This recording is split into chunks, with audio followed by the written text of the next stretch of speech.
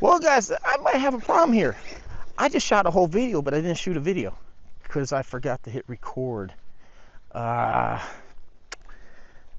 I did is I stopped to shoot the thumbnail and all that, and I turned the camera off, and I was out here jumping, having a great time with this RC, and turned out I wasn't recording. So now I kind of have to, and yeah, I'm in LVC. Oh my God, I got a battery in the car. It's used. I used that battery when I did the review. Maybe it's got some juice in it. Oh man, guys, I messed up.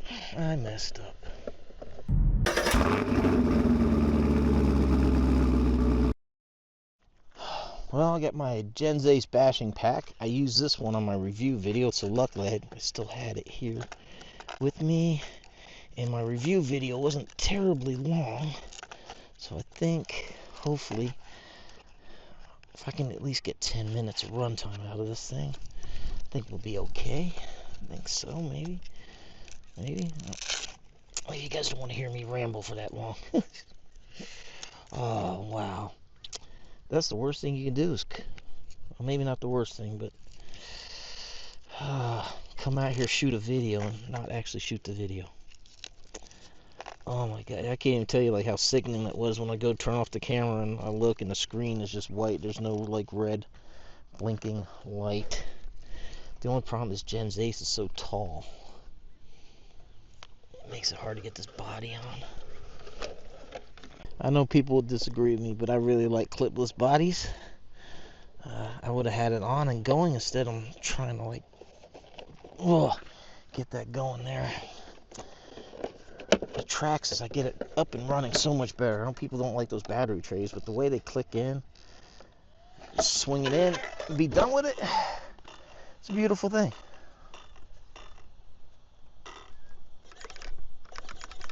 Yeah, it's pretty fast. I totally forgot to even check on that during my review video. The real test is this. Push down. Oh yeah, man, that servo's strong. It's got some power. Oh. All right, well, I already know the answer, but I'm going to show you guys, well, if this can jump out here, and yes, it does. It does, so very, very well. I'm really surprised, happily surprised, because, you know, when Arrma did the release video, and that's the only video I've seen on this thing so far, they said they designed it nose heavy for ground pounding. So I'm thinking this thing's going to lawn dart with also the addition of with the belted tires. It's really going to limit you like how fast and how much you can rotate. Now, as you saw there, this thing's got tremendous amount of power. So even with the belted tires, you still got enough there to pull the front end up, but it's not as great or as responsive as, say, like the Creighton would be. But can it jump? Oh yeah. If jumping is your thing though, like I pointed out in my review video, these shocks are really set up for ground pounding. They're like really, really steep angle. They are really steep. I'll show you. You can't really see too much here on the front. You can't adjust the bottom here, but you can move them on the shock tower here. Yeah, I think we're starting to get a little. On the back, you can move these in. You can also move those, and if you stand them up, that'll be a little better for jumping. If you're ground pounding, leave it as is. Seems to do pretty good. I might actually even just change shocks, because this thing does have a tendency to traction roll a bit out here. So I might just try actually even changing the shocks. Man, it's got some power. You would almost think it's two-wheel drive as fast as it'll snap that back end around.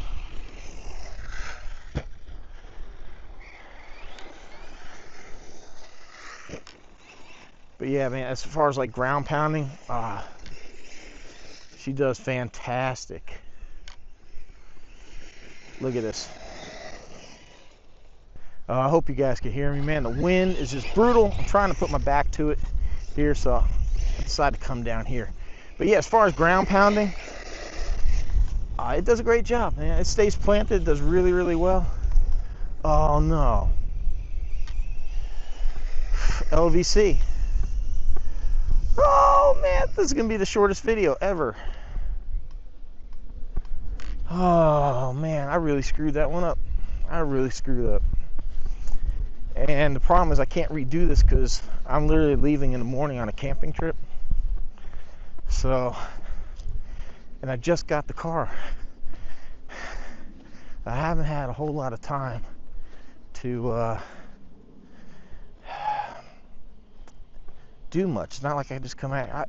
Normally I'd be like, oh well, screw it, I'll just come out here tomorrow and reshoot it. But I don't have that luxury. But yeah, I'll tell you from my experiences coming out here, already burning a whole battery pack out here, it jumps really, really well. I would say the good thing also makes it a bad thing. So I say for a beginner, if you're in this and you don't have a lot of, if you're just starting out and don't have a lot of experience jumping, this is kind of good because when you give it that blip of throttle to bring that front end up, it's not so sudden and extreme that you'll end up in a bad situation. You just, very, very easy to correct it. But the bad thing with that too is if you get yourself in like a really nose down situation, you might not have enough time to pull that up. The more air you have, the better off you'll be. The small jumps, when you jump small jumps, you're close to the ground, that's a lot harder. You know, you watch some channels, they go out there and jump stuff over and everybody thinks that's the best. Well, that's really actually easy to do because you have so much time to get the car straightened out to landing. It's just a matter of if the shocks and chassis and everything's going to appreciate dropping from the height of a tree. Like I said, it jumps so easily. Most of the jumps I took were very neutral. I just, meaning I hit the jump and the car just was nice and level and flew straight and it landed very, very nicely. A lot of time though, I would just have to give it just a little throttle, bring the front end up. It landed very nicely. Very easy car to jump. But that being said, if jumping is your thing, like you really want to catch some big air and do some jump, I would probably buy the crate. The Kraton.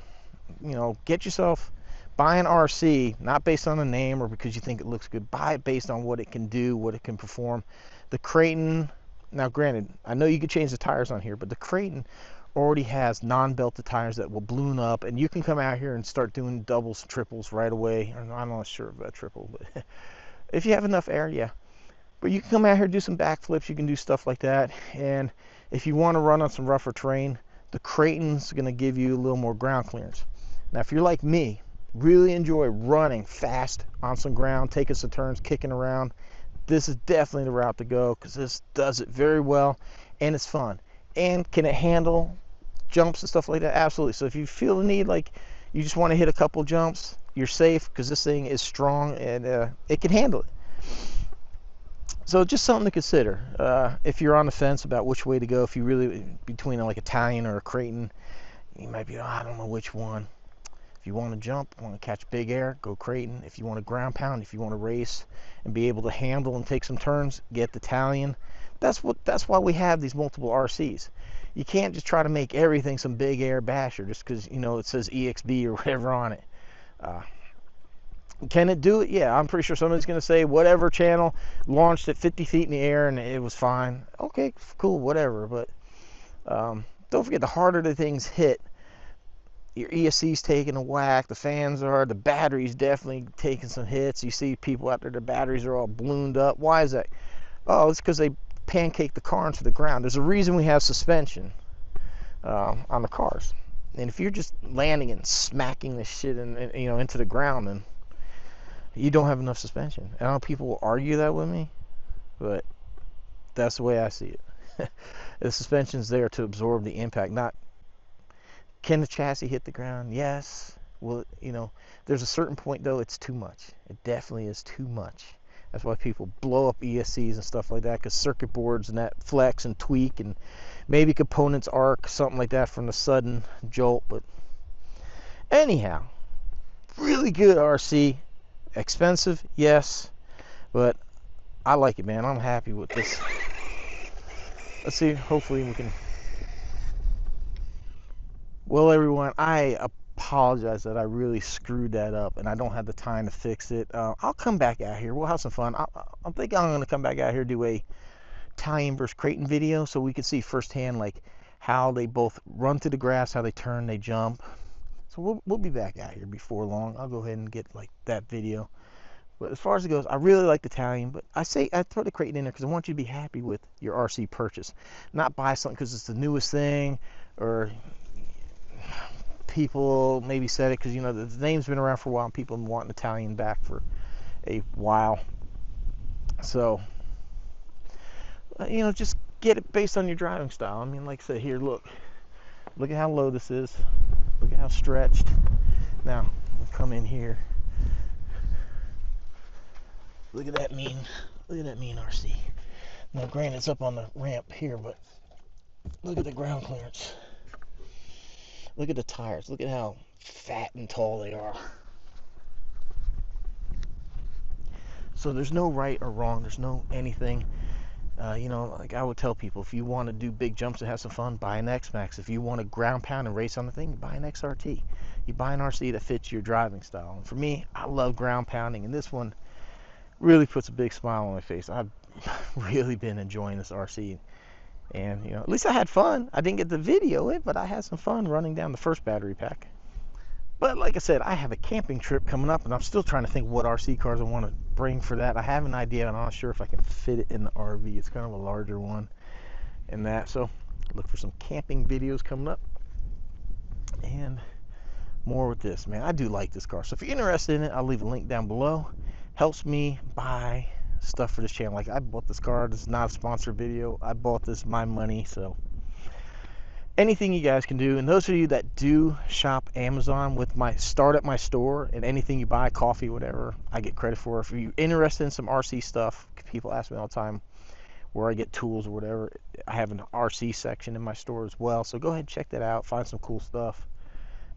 If you want an Arrma or, you know, Trax or something like that, I have links to A-Main, Tower, Horizon, so all that helps me out. If you're interested in batteries, go check it out. Hobby King gives you 5% off with code L2W. I have a link down below for that as well. I have discount codes for other companies, so I try to work with them and get you some discount codes where I can, like UDIRC and stuff like that. So check it out. Always go to the video description, see what's down there, see if anything piques your interest, and check it out. But yeah, man, I'm liking it. I can't wait to get back from my camper trip and take this thing back out. But hope you enjoyed my short, pathetic little video here that I can't believe I did that. You know, I even got the preview watch. That I got this thing, and I just never looked down to see if it's got the red on there. Well, hopefully the video is still fun and entertaining for you to watch.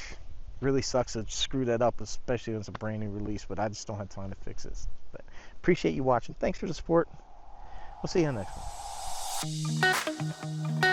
one.